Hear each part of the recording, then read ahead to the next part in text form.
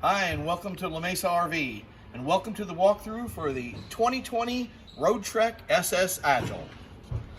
Come on in closer. We're going to go around the coach, and we're going to explain the differences, things that you may not know, the ways you use the items, and we'll see you around the path here.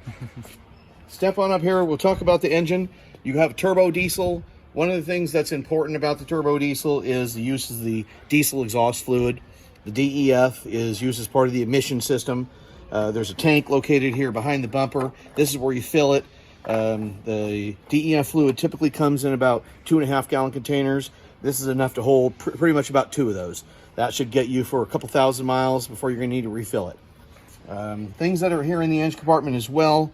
You got your coolant, oil fill, air filter, remote connection to the battery for positive and for negative right over here, your brake fluid and your washer fluid especially, and that's pretty much all you're going to be concerned with on this. Making sure that you'll see the light on the dash for the DEF, the diesel exhaust fluid. When it's necessary to add, it'll indicate so you can know. And there's only one kind and one style, just you can typically buy at the gas station or the auto parts store. All right, come around over here. Let's talk about the fueling. So make sure you're strict about getting diesel fuel only. The cover for the fuel entrance here is locked out by the door shutting over this, so that helps to protect against security. Things that you can access from this side of the motorhome is fuses here under the seat. You got a red button that is on there. That's the macerator motor in action button. So part of that is where your sewer system comes out. This is a pump system that will help to grind up and move that product out via this hose down here. So if you step over to this side, under this panel on the driver's side, you got a couple of features. One of them is here. This is your black and gray tank exit. So this is where that macerator button that we showed under the seat is going to pump the product in the black and gray tanks out of this. So this is about a 10-foot hose, slides out. You've got the valve still that you have to pull to let the product come out of the tanks. You got a shut-off valve right here at the end of it. You have a clean out spot where you can, if the product that's coming out of the black or gray tanks clogs for any reason, you can turn that back and forth and loosen it so that it will flow a little bit better. Other things you've got in this area are cable TV input and your propane main fill and tank. One note about the propane tank is that it's got an open and close valve right here on the silver one. Make sure you close that when you're on the road, and of course you're opening it when you're camping. Also here on the far left is your water input. This is where your hose connection is going to go for full hookup city camping. Okay, very good. Okay, right adjacent to that here is your 30 amp connection.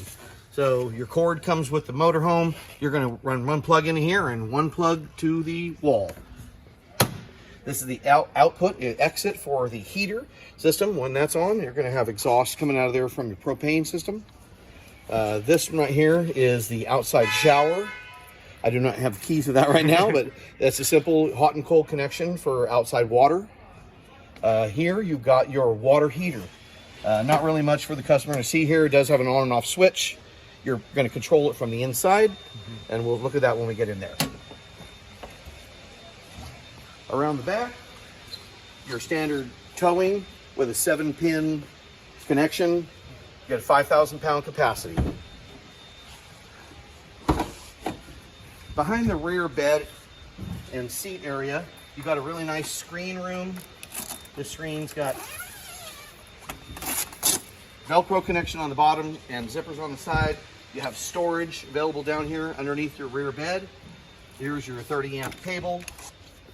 This is the housing for your inverter, which is used as part of your charging system and allows your plugs in there to get current from the 110 shore cord to convert that over to your plugs on the wall. And those are the set of shades that are inside that bag. A little hard to see in the dark, but so you've got storage behind the rear seat and a nice screen area. Okay, come around here, Mike.